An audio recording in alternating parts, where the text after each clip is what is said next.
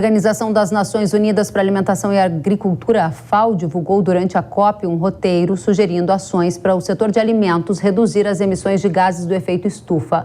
Chama a atenção já no primeiro item, entre uma série de medidas sugeridas, a gestão da demanda global por alimentos de origem animal, o que na prática seria diminuir o consumo de carnes. Veja na tela que a gente preparou para quem acompanha pela TV algumas das medidas sugeridas. Entre elas estão a mudança no consumo de carnes, a redução e a perda de desperdício de alimentos, o aumento da produtividade, a reprodução selecionada, a manipulação da ruminação, a estratégia alimentar, a melhora na saúde e bem-estar animal, o sequestro de carbono em pastagens, a bioeconomia circular, a geração de energia renovável e a mitigação das emissões do esterco. A FAO afirma ainda que uma redução no consumo de carnes está intrinsecamente associada a menores emissões de gases do efeito estufa. No entanto, diz que é importante considerar o contexto histórico, cultural e especificidades que influenciam os hábitos alimentares. Revela ainda que estudos que sugerem uma mudança alimentar imediata e universal podem não levar em conta os desafios nutricionais e as restrições financeiras para que essas medidas se tornem uma realidade. Em outro momento, vocês vão acompanhar pela tela, a FAO questiona se os produtos de origem animal alternativos, como carnes à base de planta e de laboratório, poderiam ajudar a reduzir essas emissões, mas não conclui se de fato poderiam substituir a carne verdadeira. Na sequência, diz ainda que a redução dos gases vai depender de como a proteína animal seria substituída e de como esses alimentos incluídos na dieta seriam produzidos. E aí, dá exemplos da substituição por vegetais e frutas também como potencial para reverter e compensar as emissões de gases.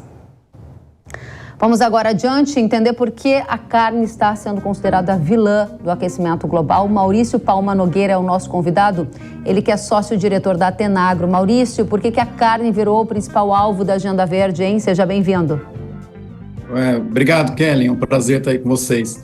Kelly, faz um tempinho já, né, que todos esses estudos, essas análises envolvendo a produção de carne, elas têm sido apresentadas de uma forma muito parciais, muito incompletas, né?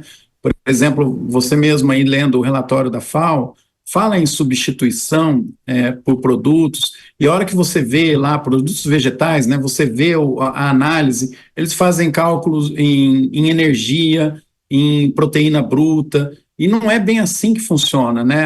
O perfil das proteínas são diferentes dos vegetais, dos animais.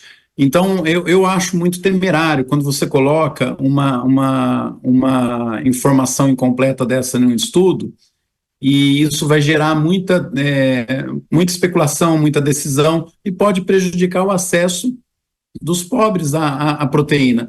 Hoje, né, recentemente, antes da COP, saiu um artigo opinativo falando que o consumo de proteínas das carnes deveria ficar em no máximo 15 quilos por habitante ano no mundo. Isso dá mais ou menos 14 gramas de carne por dia, porque você tem que tirar o osso, né? Então, 14 gramas, né? Isso não alimenta quase ninguém, né? Ninguém se alimenta com isso. Então, é um pouco digno de crítica, né? Quando os relatórios incompletos são divulgados dessa forma. E é evidente, né, Kelly, se você falar que tem um problema de emissão, e lá no relatório eles colocam que eles estão considerando que a pecuária não vai agregar, né, para projetar esse aumento de emissões da pecuária, eles consideram que não vai mudar o negócio como é conduzido. E aí é claro, né, se você falar que corta o consumo, corta a demanda, você não cresce. Mas isso não resolve outros problemas. Então, o grande desafio da questão ambiental, de sustentabilidade, é a gente proteger o planeta, proteger tudo que se deve se proteger, sem prejudicar as pessoas que estão no planeta, né? Esse é o grande desafio. Cortar a comida não é enfrentar o desafio, né? É criar outro problema. Muito bem, Maurício. Sabe que no estudo, eu li o estudo da ONU, que é o guarda-chuva maior para a FAO, né, apontando projeções de incremento na demanda por carne bovina até 2050. Isso diversas regiões, Ásia, África e assim por diante. Então, apesar das tentativas de vilanizar esse alimento e a produção desse alimento, que é a carne, o consumo no mundo não deverá parar de crescer. De jeito nenhum, as expectativas são essa mesmo, de aumento. Não aumenta mais, Kelly, porque a gente não tem conseguido produzir mais, e o Brasil, nesse ponto, fica muito bem posicionado, principalmente quando a gente considera a carne bovina, né? Mas todas as outras carnes que a gente tem uma dinâmica de produção de grãos, né? E essa parcela da sociedade que discute essa substituição, uma parcela, é uma elite muito rara dentro do mundo todo, né, Kellen? É um pessoal que não tem problema de nutrição, não tem problema de ameaça de nutrição, né? Mas a hora que você vai na grande parte da população mundial, o consumo de proteína é muito baixo. E à medida que a gente proporciona melhoria na qualidade de vida, a tendência é que eles busquem proteínas, né? E isso a gente tem que visualizar e projetar. E aí que está o grande fator interessante que não estão sendo considerados ainda nesses estudos. O modelo de produção de pecuária no sistema tropical, né, que o Brasil é o único que domina de forma bem consistente, ele permite um aumento de oferta em escalas enormes, né? Então, só no Brasil, claro que essa conta é teórica, mas se eu pegar as melhores fazendas que a gente identifica a campo e extrapolá-las para todas as fazendas do Brasil, para toda a área, só o Brasil conseguiria garantir um consumo mundial proporcional ao que o brasileiro come de carne bovina, né? Então, é uma falácia dizer que consumir carne bovina vai provocar desmatamento, que vai provocar emissões maiores do que as emoções, porque o pasto para a gente produzir tudo isso e a produção de alimentos, ela sequestra.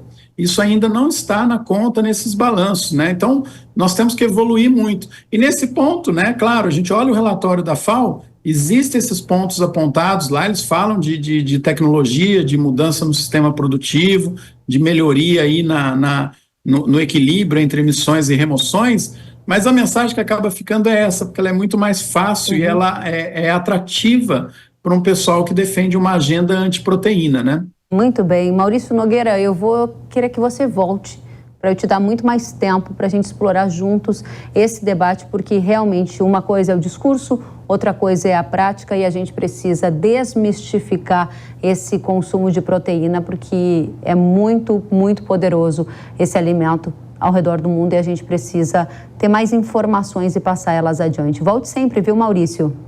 Com certeza, só me convidar que eu vou estar aí com vocês, Kellen. Obrigado. Obrigada, Maurício Nogueira, sócio-diretor da Atenagro.